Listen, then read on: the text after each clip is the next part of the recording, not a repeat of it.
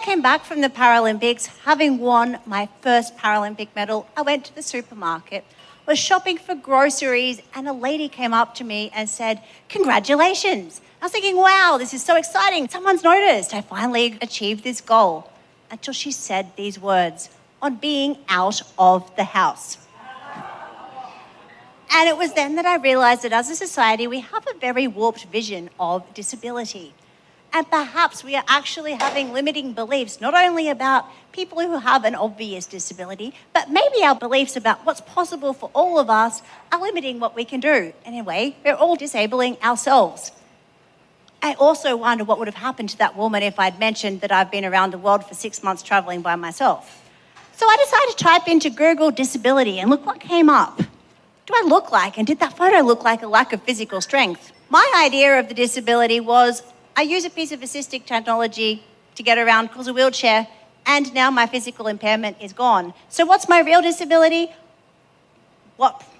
I can't read road maps. That's what stops me from leading a full and meaningful life. Seriously, I wouldn't be here tonight if it was not for Siri, my telephone, my piece of assistive technology. The second part of this disability definition from Google tells us a lack of the ability to lead a meaningful life and contribute. I have a university degree, I run a charity, I run my own business, I've had a job. I'm loving being part of a wonderful family and with a great group of friends who are here to support me. Does that sound like a non-meaningful life? So I started to think maybe we are creating a strange concept around disability. So how does it affect you if you don't have a disability? For starters, who else has Siri? Or Alexa? Did you know Siri and Alexa were actually invented to help people with disabilities? And now they're in the mainstream world. So I'm going to enlighten you a little of how disability may impact on your life. And luckily, it's not a literal stairway to knowledge. This is actually a metaphysical one. The reason I'm down here is this stage has stairs, and we did try and get a ramp, and it's a bit dangerous. I really don't want anyone to get hurt trying to carry a 150-kilo wheelchair to get me on and off the stage. So it's easy. This is an example of the environment is disabling somebody or an attitude. And disability is pretty prominent. 1 billion people around the world. You might recognise some of them. Famous people. In Australia, 1 in 5 people have a disability. So that's something to think about.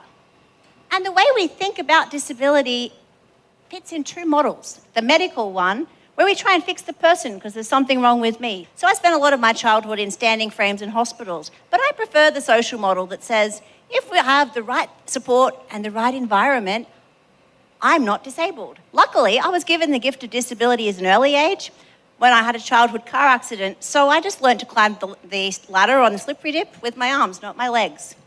And disability, it's not a new thing. It has been around for millennia.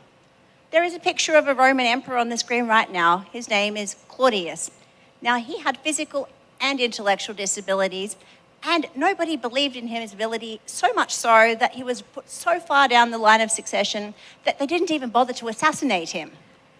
He turned out to become the emperor, and so good at it that somebody needed to assassinate him to take over the power. It's an example of underestimating someone's ability on a perceived disability. Tutankhamun is up here because I had the pleasure of visiting his tomb, and I learned something interesting. They had a child born with spina bifida, and way back then, they did not treat that child differently. They mummified the body in a beautiful little sarcophagus, just like anybody else would have been. The time I realized the connection between ancient disability and now is learning that the Paralympic village is perfectly accessible to me. And it's the only time I notice I don't have a disability, even though I'm surrounded by the top athletes in the world who have disabilities, because it is accessible and inclusive. And that included the ancient monuments, the Parthenon, the Acropolis, and some of the greatest moments weren't winning medals. It was seeing an 80-year-old lady being able to go to the Summer Palace for the first time because there is finally a ramp and she is accepted.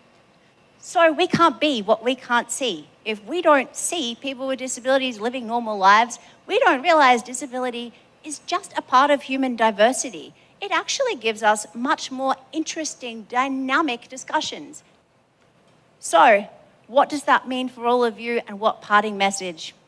Look who is not there, who is not in the room, and what are you thinking or doing that is disabling you or someone else? And on that day, you have become a disability advocate. And I can go shopping and not be congratulated for being out of the house. I can be congratulated for who I am. You will see me and not my disability. Thank you.